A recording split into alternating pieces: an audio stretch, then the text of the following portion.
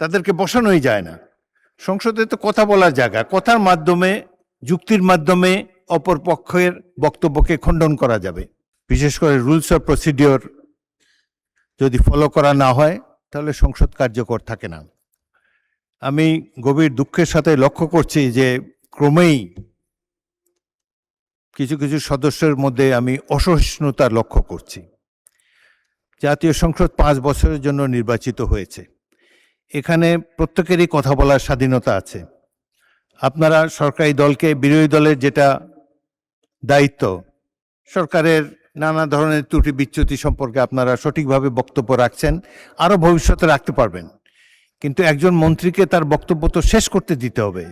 একজন মন্ত্রী তার বক্তব্য শেষ করার পরে আবার আপনারা দাঁড়ালে আমি পয়েন্ট অফ অর্ডারও দিতে পারি, পরবর্তী প্রশ্ন উত্তর পর্ব তো জারি রয়েছে। সুতরাং কথা বলার সুযোগ এবং স্বাধীনতা আপনাদের রয়েছে।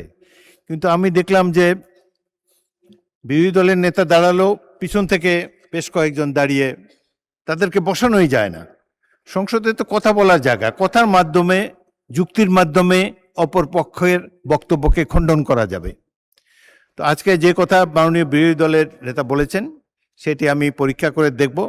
যদি অসংসদীয় কিছু থাকে তাহলে সেটাকে এক্সপাঞ্জ করা হবে, কিন্তু কথা বলার স্বাধীনতা হরণ করবেন না। আপনারা যে কজন আছেন তার 2 গুণ 3 গুণ এই পাশে আছে।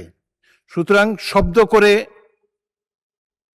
বিচারের বাণীকে স্তব্ধ করা যাবে না। আমাকে সংসদ পরিচালনা করতে দিন। আমি আমার জ্ঞান বুদ্ধিমতো নিরপেক্ষভাবেই সংসদ পরিচালনা করার চেষ্টা করছি এবং আপনাদের সকলের চেয়ে অনেক অনেক বছর, 40 বছর এই সংসদে আছি। অতীতের সংসদগুলোর অনেক খারাপ রেকর্ড আছে। এই সংসদে, বাংলাদেশের সংসদে স্পিকারকে হত্যা পর্যন্ত করা হয়েছে। সুতরাং অতীতের দিক থেকে তাকিয়ে আমি তো মনে করি একটি ভালো সংসদ আমরা পেয়েছি, জনগণের সঠিক নির্বাচনের মাধ্যমেই পেয়েছি। আপনারা উভয় পক্ষকে আমি ধৈর্য ধারণ করার জন্য অনুরোধ জানাবো। এখন প্রশ্নোত্তর পর্ব শেষ হয়েছে।